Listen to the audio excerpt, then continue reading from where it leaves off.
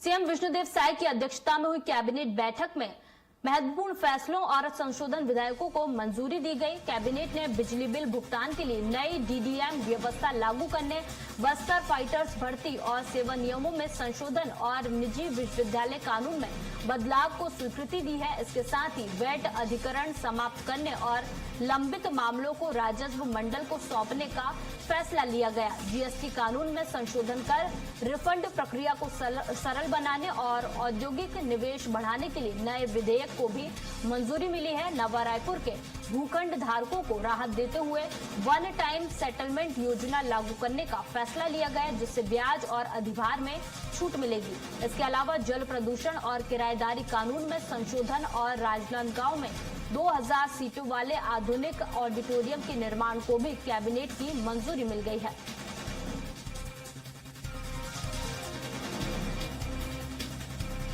GST लागू होने के बाद वैट संबंधी द्वितीय अपीलों के मामलों में उल्लेखनीय कमी आई है और राज्य में जीएसटी अपीली न्यायाधिकरण की स्थापना भी हो चुकी है।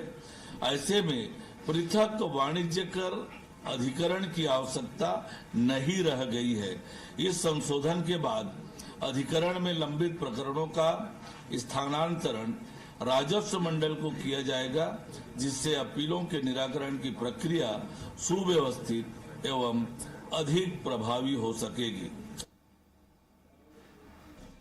सीएम विष्णुदेव साय की अध्यक्षता में हुई कैबिनेट बैठक में महत्वपूर्ण फैसलों और संशोधन विधेयकों को मंजूरी दी गई। कैबिनेट ने बिजली बिल भुगतान के लिए नई डीडीएम व्यवस्था लागू करने, बस्तर फाइटर्स भर्ती और सेवा नियमों में संशोधन और निजी विश्वविद्यालय कानून में बदलाव को स्वीकृति दी है। इसके साथ ही वैट अधिकरण समाप्त करने और लंबित मामलों को राजस्व मंडल को सौंपने का फैसला लिया गया। जीएसटी कानून में संशोधन कर रिफंड प्रक्रिया को सरल बनाने और औद्योगिक निवेश बढ़ाने के लिए नए विधेयक को भी मंजूरी मिली है। नवा रायपुर के भूखंड धारकों को राहत देते हुए वन टाइम सेटलमेंट योजना लागू करने का फैसला लिया गया, जिससे ब्याज और अधिभार में छूट मिलेगी। इसके अलावा जल प्रदूषण और किराएदारी कानून में संशोधन और राजनांदगांव में 2000 सीटों वाले आधुनिक ऑडिटोरियम के निर्माण को भी कैबिनेट की मंजूरी मिल गई है।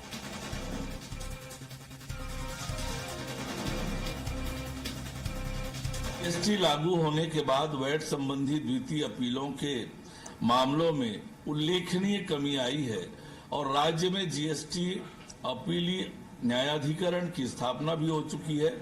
ऐसे में पृथक वाणिज्य कर अधिकरण की आवश्यकता नहीं रह गई है। इस संशोधन के बाद अधिकरण में लंबित प्रकरणों का स्थानांतरण राजस्व मंडल को किया जाएगा, जिससे अपीलों के निराकरण की प्रक्रिया सुव्यवस्थित एवं अधिक प्रभावी हो सकेगी।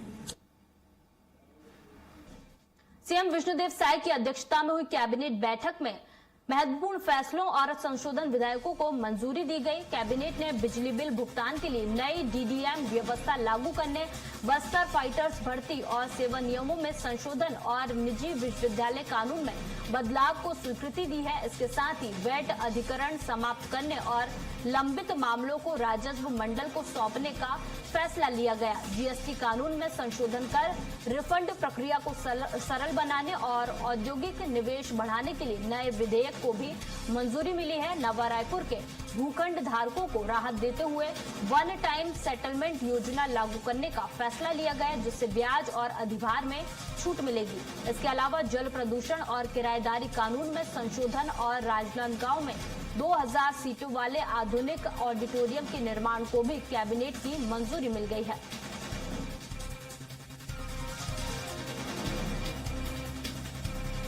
जीएसटी लागू होने के बाद वैट संबंधी द्वितीय अपीलों के मामलों में उल्लेखनीय कमी आई है और राज्य में जीएसटी अपीली न्यायाधिकरण की स्थापना भी हो चुकी है। ऐसे में पृथक वाणिज्य कर अधिकरण की आवश्यकता नहीं रह गई है।